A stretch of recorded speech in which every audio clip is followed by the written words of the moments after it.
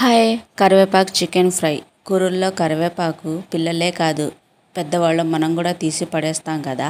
కరివేపాకు తినటం వల్ల హెయిర్కి కళ్ళకి చాలా మంచిదంట. తొందరగా వైట్ హెయిర్ రాకుండా ఆపుతుందంట. నేనైతే మా ఇంట్లో నిండుగా కరివేపాకు ఉన్నప్పుడు కరివేపాకు పొడి, కరివేపాకు బజ్జీ, అప్పుడప్పుడు ఇలా కరివేపాకుతో చికెన్ ఫ్రై చేస్తూ ఉంటాను. చాలా అంటే చాలా బాగుంటుంది కరివేపాకు చికెన్ ఫ్రై. తప్పకుండా ట్రై చేయండి. ఇప్పుడు ప్రాసెస్ చూద్దాము. 3/4 కిలో చికెన్ వాటర్లో నీట్గా కడుక్కున్న తర్వాత ఉప్పు వేసి ఒక అరగంట పక్కన పెట్టుకోవాలి.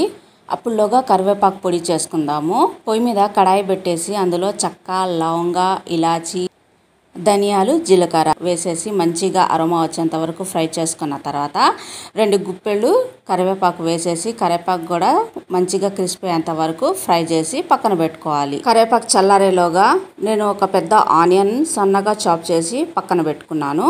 కరివేపాకు చల్లారింది, మిక్సీ జార్లో వేసేసి మెత్తగా పౌడర్ లెక్క చేసుకొని పక్కన పెట్టుకున్నాను. పొయ్యి మీద వేరొక కడాయి పెట్టేసి అందులో ఫ్రైకి సరిపడా ఆయిల్, ఫ్రై అంటే కొంచెం ఆయిల్ ఎక్కువగా పడుతుంది కదా, అందుకనే కొంచెం ఆయిల్ అనేది ఎక్కువగానే వేసుకున్నాను నేను. ఆయిల్ కొంచెం వేడికిన తర్వాత ఉప్పు నీళ్ళు నానబెట్టుకున్నాం కదా, ఆ చికెన్ మొత్తం ఈ ఆయిల్లో వేసేసి ఉప్పు, పసుపు వేసేసి మంచిగా మిక్స్ చేసుకుని మూత పెట్టేసి మధ్యలో కలుపుతూ వాటర్ ఇంకిపోయేంత వరకు ఫ్రై చేసుకోవాలి. వాటర్ మొత్తం ఇంకిపోయిన తర్వాత మనం ముందుగా ఉల్లిపాయలు సన్నగా చాప్ చేసి పెట్టుకున్నాం కదా, ఆ ఉల్లిపాయలు 1 టేబుల్ స్పూన్ అల్లం వెల్లుల్లి పేస్ట్ వేసేసి పచ్చివాసన పోయేంత వరకు ఫ్రై చేసుకోవాలి. మంచిగా పచ్చివాసన పోయిన తర్వాత 1.5 స్పూన్ రెడ్ చిల్లీ పౌడర్, ముందుగా గ్రైండ్ చేసి పెట్టుకున్నాం కదా కరివేపాకు పౌడర్, ఆ పౌడర్ కొంచెం వేసేసి మంచిగా ఒకసారి మిక్స్ చేసుకున్నాను.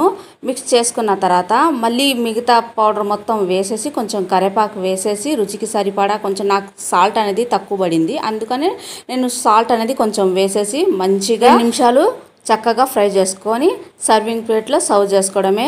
అంతే, కరివేపాకు చికెన్ ఫ్రై రెడీ అయినట్టే. చాలా సింపుల్గా అండ్ డిఫరెంట్ టేస్ట్తో చాలా అద్భుతంగా ఉంటుంది. తప్పకుండా ట్రై చేయండి. వేడి వేడి రైస్ పక్కన గోంగూర, ఇప్పుడు చేసిన కరివేపాకు చికెన్ ఫ్రై కాంబినేషన్ అదిరిపోయింది కదా.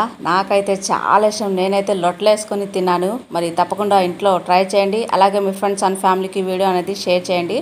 అలా షేర్ చేయడం వల్ల నలుగురికి తెలుస్తుంది అన్నమాట. ఎండ్ వరకు చూసి ఒక లైక్ ఇచ్చేయాలంటే ఉంటా మరి. బాయ్.